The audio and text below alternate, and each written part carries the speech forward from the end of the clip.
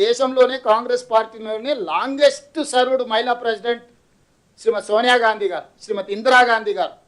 అట్లాంటి మహిళా అధ్యక్షురాళ్ళ నేతృత్వంలో పనిచేసే మమ్మల్ని మహిళలకు అన్యాయం చేస్తున్నామని ఆరోపణ చేస్తే ఇక వాళ్ళని చూసి నవ్వాలన్నా ఏడవాలన్నా నాకైతే అర్థమవుతలేదు. బండి సంజయ్ గారు ఏదైనా మహిళల పక్షాన మాట్లాడాలంటే వాళ్ళ పార్టీ జాతీయ అధ్యక్షురాలకు ఒక మహిళను నియమించుకొని ఆ మహిళ ఆలోచన ఏముందో ఒకసారి మాట్లాడి. బండి సంజయ్ మాట్లాడేది దక్షిణాదిలో ఉన్న ఎస్సీ ఎస్టీ మహిళలకు వ్యతిరేకము. ఈరోజు సీట్ లీడర్ తగ్గిపోతే ఎస్సీల ప్రాతినిధ్యం తగ్గుద్ది, ఎస్టీల ప్రాతినిధ్యం తగ్గుద్ది, మహిళా ప్రాతినిధ్యం తగ్గుద్ది. ఈరోజు 195 సీట్లు అవుతున్నాయి దక్షిణాది రాష్ట్రాలు. అవి 250 అయినాయి అనుకో, ఆ ప్రాతిపదికనే ఎస్సీ ఎస్టీ మహిళలకు పెరుగుతాయి కదా. అంటే ఇప్పుడు దక్షిణాది రాష్ట్రాల మహిళలకు అన్యాయం చేసి ఉత్తరాది రాష్ట్రాలలో ఉన్న మహిళలకు న్యాయం చేయాలనుకున్న బండి సంజయ్ గారు. డాక్టర్ లక్ష్మణ్ అంటే నేను అర్థం చేసుకుంటాను, ఎందుకంటే ఆయన ఉత్తరప్రదేశ్ రాజ్యసభ కాబట్టి ఆయన అక్కనే పోతాడు, ఆయనకి ఇక్కడేం సంబంధం లేదు, ఆయన అక్కనే కదా. అదే కాదు రామయ్య, బండి డాక్టర్ లక్ష్మణ్ గారు ఉత్తరప్రదేశ్ నుంచే కదా రాజ్యసభ. ఇక ఆయన మనదికి ఎందుకు మాట్లాడతాడే, ఆయన ఆల్రెడీ వలస పోయింది ఉత్తరప్రదేశ్కి. ఇంకా నెక్స్ట్ బండి సంజయ్ కూడా అక్కడనే వలస పోవాల్సి వస్తుంది. కిషన్ రెడ్డి అయితే ఏది మాట్లాడాడు, మునిగి రాళ్ళు కొడతాడు, ఎవరికైనా తగలని అని నీళ్ళలో మునిగి.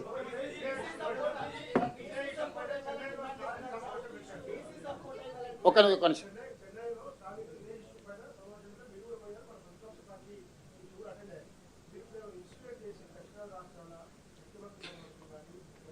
ఆలోచన చేస్తున్నాము. ఇప్పుడు పార్టీతో మాట్లాడినాము. ఇప్పుడు నిన్నమన్న ఆయన ఎలా మీటింగ్కి వచ్చినా ఇలా ఫిరాయించినట్టుగా అనిపించింది. నేను మాట్లాడిన కదా ఇది అంతేదో బాగానే ఉన్నట్టు ఉందని. సిబిఐ దెబ్బకే అన్నీ దిగిపోయినాయి. అక్కడ అందరు సపోర్ట్ చేసిరు ఆ రోజు అక్కడ ఓపెన్గానే బయటకు వచ్చి మాట్లాడాను కదా వెంకటరాజు, నువ్వు చూడలే? ఏదా పెంచడానికి అభ్యంతరం లేదంటుండు. అదేనా అంటే మోడీకి అనుకూలంగానే ఉన్నాడు కదా. ఎట్లా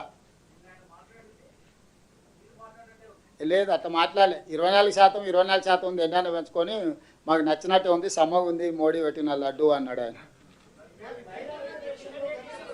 ఎస్, మేము పార్టీ డిమాండ్ చేసింది ఆల్రెడీ మా వాళ్ళు మాట్లాడినారు. ఖర్గే గారు చెప్పారు 2023 బిల్లు వచ్చినప్పుడు శ్రీమతి సోనియా గాంధీ గారు ఈ మహిళా కోటాలలో బీసీల కోటా కూడా ఉండాల్సిందే, కోటాలో సబ్ కోటా ఉండాల్సిందే అని చెప్పి లోక్సభలో సోనియా గాంధీ గారే మాట్లాడారు. మా స్టాండ్ అదే, ఈ ఉమెన్ రిజర్వేషన్లో బీసీ రిజర్వేషన్ కూడా అమలు చేయాలనేది మా డిమాండ్.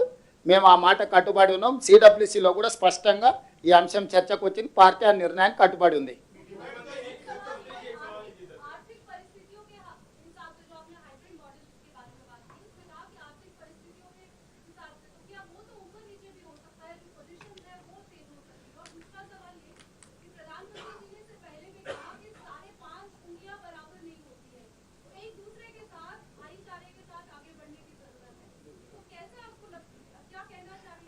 तो आर्थिक परिस्थिति 10 साल का ले लो, मोदी जी जब प्रधानमंत्री बने तब से पूरा लेके एवरेज कर दे के एक ले लो.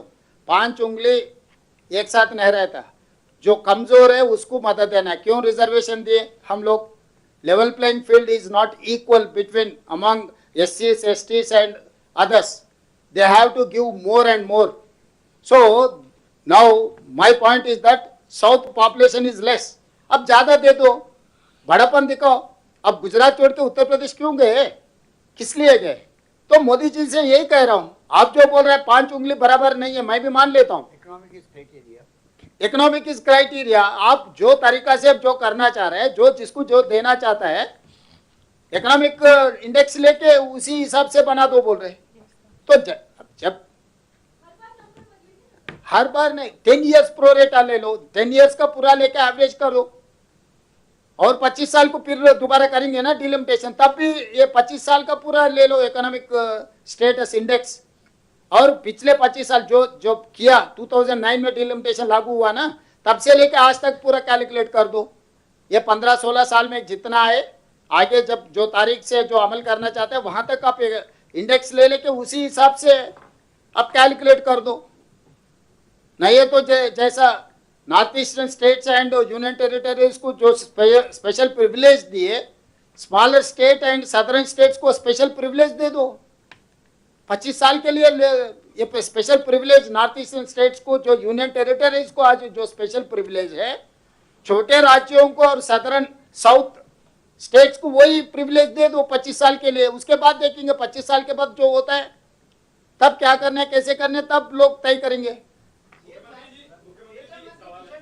प्रमोद जी,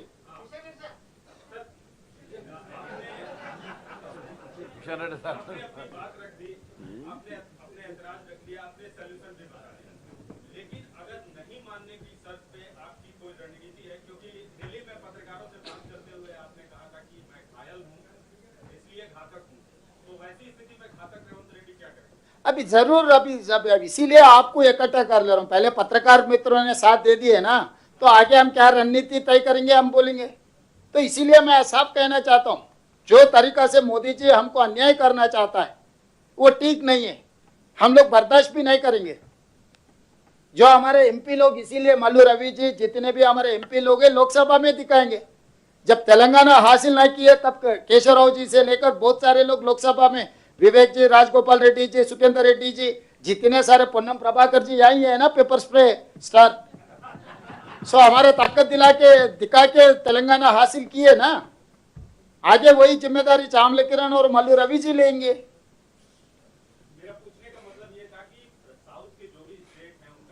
सबका चर्चा हो रहा है, तो इसीलिए मैं वो सब चर्चा चल रहा है अभी जो ऑल पार्टी जो मीटिंग होने वाले है, जो बीएसी स्पीकर साहब ने बीएसी जो बुलाएंगे तब उसमें बात कर लेंगे। अभी छोटे राज्यों को भी इकट्ठा करना है। उस दिन हम जो चेन्नई में हमारा मीटिंग हुआ था, पंजाब मान भी आया था, पंजाब मुख्यमंत्री जी। खाली साउथ स्टेट्स का नहीं है, छोटा राज्यों का भी ये मामला है, मुद्दा है। तो छोटा राज्य और साउथ मिले तो हमारे ताकत बढ़ जाएंगे। जब हमारा ताकत भी, हम कैसा बिल पास करते वो भी देखेंगे।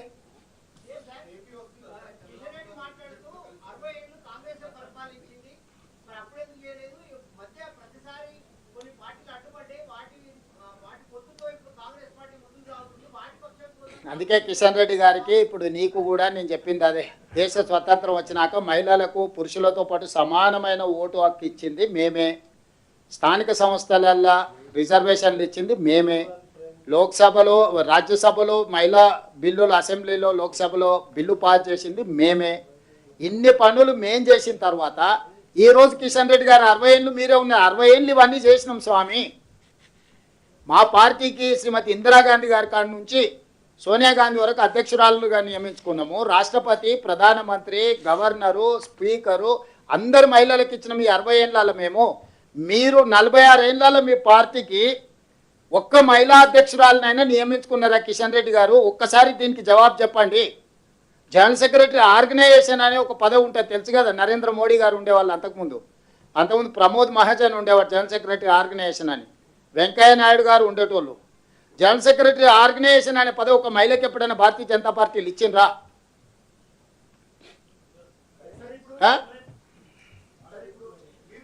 మహిళలకు మహిళలు అంటేనే ద్వితీయ శ్రేణి పౌరులు, వాళ్ళ ఉద్దేశంలో మహిళల్ని చిన్న చూపు చూడడమే భారతీయ జనతా పార్టీ లక్షణము, అవలక్షణము।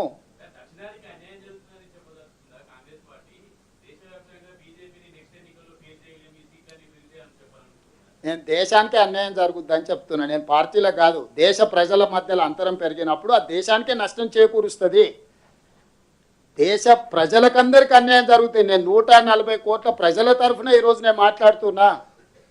మీరు చేస్తున్న దాంట్లో తప్పులేమునో ఎత్తి చూపించిన, చిన్న రాష్ట్రాలకు ఎట్లా నష్టం జరుగుతుంది, దక్షిణాది రాష్ట్రాలకు ఎట్లా నష్టం జరుగుద్ది, దక్షిణాదిలో ఉన్న దళితులకు, ఆదివాసులకు ఎట్లా నష్టం జరుగుతుంది, మహిళలకు ఎట్లా నష్టం జరుగుతుంది, ఈ అన్ని నష్టాలు కూడితే దేశానికి ఎట్లా అన్యాయం జరుగుతుంది, నష్టం జరుగుతుంది, దేశ ప్రయోజనాల దృష్ట్యానే నేను మాట్లాడుతున్నా। ఈరోజు ఒక ఇండివిజువల్ ఆర్ ఒక ఏరియా కోసం నేను మాట్లాడట్లేదు, నేను దేశం యొక్క, ఎందుకంటే స్వతంత్రం తెచ్చింది మేము, రాజ్యాంగం ఇచ్చింది మేము, రిజర్వేషన్లు దళితులకు, ఆదివాసీల నుంచి, ఎస్టీల నుంచి మహిళల వరకు రిజర్వేషన్లు ఇచ్చింది మేము।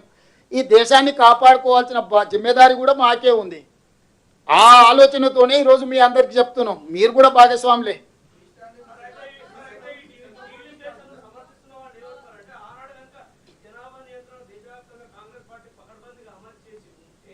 ఇప్పుడు